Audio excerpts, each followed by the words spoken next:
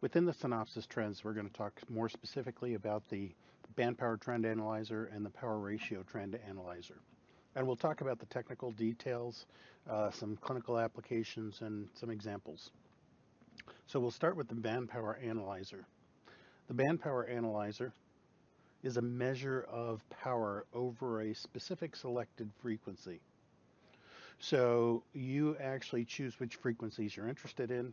Well, it's thought to be less susceptible to artifact because you actually narrow down the frequencies of interest so you can exclude those that you know have artifact in them. And it's thought to be somewhat useful for identifying seizure activity. Now, it defaults to the 5 to 15 hertz range, so you will need to tweak it a little bit and adjust it for the patients that you're looking at.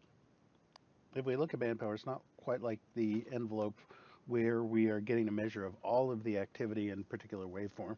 We're actually breaking it down into the different frequencies. So we're going to look at 3 different segments of EEG. Segment 1 is mostly alpha range activity with a FFT peak in about the 10 hertz range. And from the FFT, we can generate a bar graph showing the percentage of power at each frequency band. So we have a large vertical bar, the green bar, from the alpha, and a much smaller one, the red one, for the delta range activity. In segment 2, there's alpha dropout, and you see increased delta.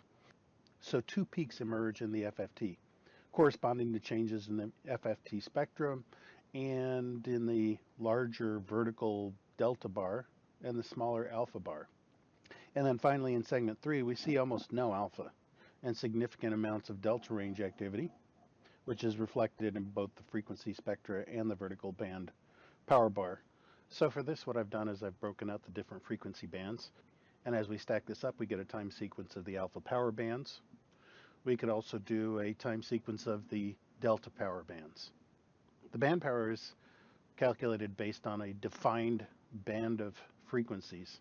So you choose what band of frequencies you want to use. As I mentioned before, the default is 5 to 15 hertz, which may not be optimal for many situations. If you're interested in the calculations in general, this information is available in our help files in the software under the question mark, the help files. Using band power for seizure activity is one of the potential applications. So if you look at the 3 per second spike and wave that we are seeing on the screen, you can see that the cursor placed next to the band power trend identifies that peak.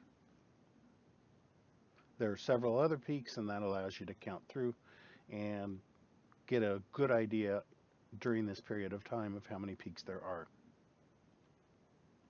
Now, the things that you can change in the band power include the stop and start frequency, the input type, whether it's bipolar or referential, which active electrodes you're using, and the time window. Always important to look at the time window because that helps you differentiate and spread out the waveforms so that you can see them better. Now, band power example. Now, this is the patient we saw in the previous example, and you can see that what the patient has is periodic episodes. I'm going to place my cursor over here on the trends, and you can see that as we approach some of these peaks, you will see the events. Now the way I have this spread out, you will see the corresponding EEG before it actually hits the peak. And often when I'm on the peak, we have actually passed the event.